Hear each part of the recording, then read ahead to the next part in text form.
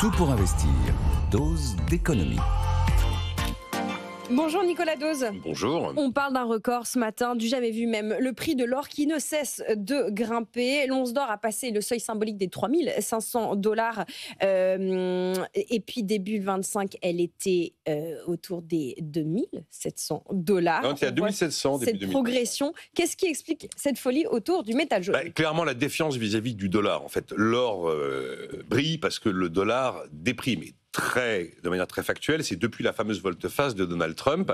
C'était le 9 avril dernier. Souvenez-vous, il décide ce moratoire de 90 jours en limitant les droits de douane à 10%, à l'exception de la Chine.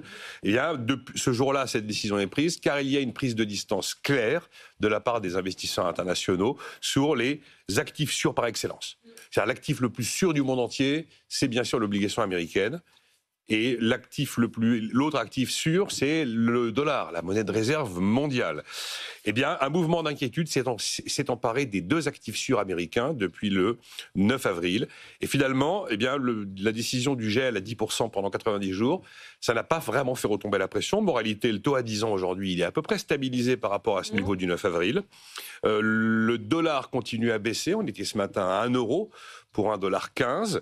Vous avez la bourse de New York qui continue à reculer. On assiste à un début d'exode d'actifs financiers des Américains, et notamment des Américains qui cherchent à ouvrir des comptes en Suisse ou alors à acheter du franc suisse. Et le franc suisse, d'ailleurs, c'était le 16 avril. On est monté à $1,23 pour un franc suisse. C'était un plus haut depuis 15 ans. Donc il y a un mouvement de défiance clair vis-à-vis du dollar.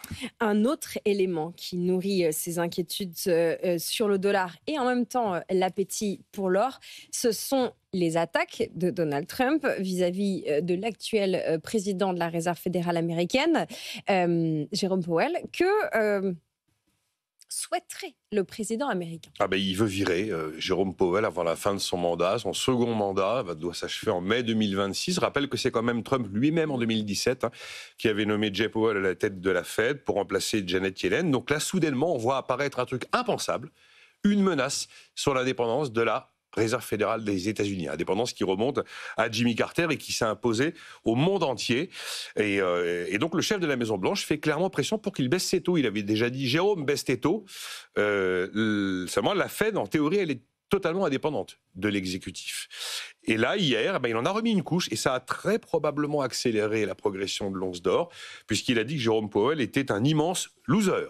Et la semaine d'avant, il avait dit « Je veux qu'il parte, il va partir très vite, croyez-moi ». Alors, on a une jurisprudence aux États-Unis qui, en théorie, juridiquement, tend à nous conduire à la conclusion qu'il ne peut pas limoger le président de la Fed sur un désaccord de politique de taux.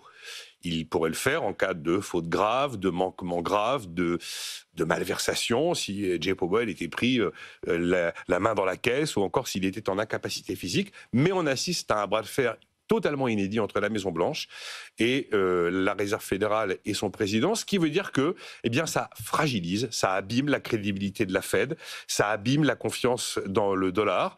Donc on a la confiance dans l'actif le plus sûr, qui était la dette américaine, qui est abîmée, la confiance dans le dollar qui est abîmée, la crédibilité de la Fed qui est attaquée, et la parole du statut celui qui a le statut de l'homme le plus écouté par les marchés mondiaux, qui lui aussi est dans le viseur, c'est-à-dire le président de la Fed. Ça fait beaucoup d'éléments mis bout à bout qui font qu'aujourd'hui, on est devant des éléments d'instabilité, voire de fragilité financière. C'est sérieux. Voilà pourquoi on achète de l'or.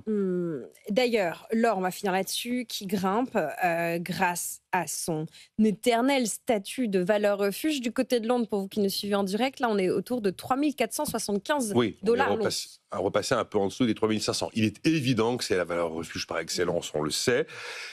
De manière sur un plus long terme, l'or profite aussi d'un phénomène qui date pas d'hier, qui date pas de Trump, de dédollarisation de certaines régions du monde, notamment depuis l'invasion en Crimée. La Russie a commencé à se dédollariser et c'est une attitude qu'on observe de la part d'autres grands pays, y compris la Chine.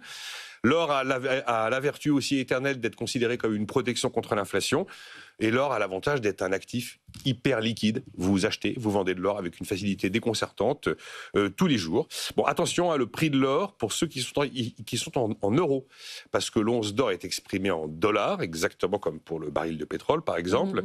Ce qui veut dire que comme le dollar a pas mal baissé par rapport à l'euro, depuis le 1er janvier, l'or pour un investisseur en dollars, il a pris 30%. Mais l'or pour un investisseur en euros, il a pris, mais il n'a pris que 15%.